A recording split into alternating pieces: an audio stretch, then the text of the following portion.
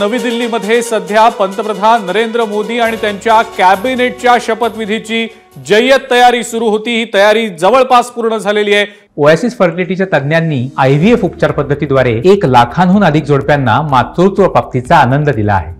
मोफत appointment book करण्यासाठी आजच संपर्क साधा। सुरक्षा यंत्रणा सुद्धा आता अत्यंत काटेकोरपणे आपली जी जबाबदारी आहे, जी भूमिका आहे, चोख बजावताना दिसतायत। आपल्या स्क्रीनवर आपण ही दृश्य पाहतो आहोत। सध्या ही राष्ट्रपती भवनाच्या फोर्ट कोर्ट मधली जी तयारी सध्या सुरू आहे त्या ठिकाणची ही दृश्य आहेत आणि आपण या दृश्यांमध्ये पाहू शकतोय की कशा प्रकारे चोख सुरक्षा व्यवस्था सगळी करण्यात आलेली आहे।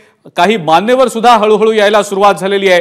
तब्बल 8 ते 9 हजार मान्यवरांना या शपथविधी सोहळ्याचं निमंत्रण देण्यात आलेलं होतं।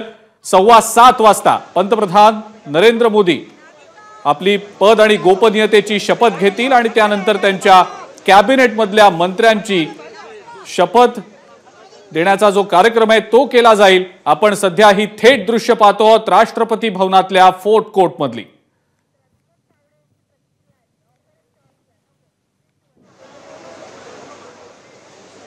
भाजपचे नेते सरचिटणीस विनोद तावडे यांनी या सगळ्या संदर्भात नेमकी काय प्रतिक्रिया दिली आपण पाहूया। तिसऱ्यांदा शपथ घेतात आणि ट्रेलर होतो तो आता पूर्ण सिनेमात बदल होईल आणि महाराष्ट्रात महायुती शिवसेना, राष्ट्रवादी काँग्रेस आणि भाजप जोरदार एका हातात हात घेऊन आघाडी मारेल। एबीपी माझा, उघडा डोळे बघा नीट।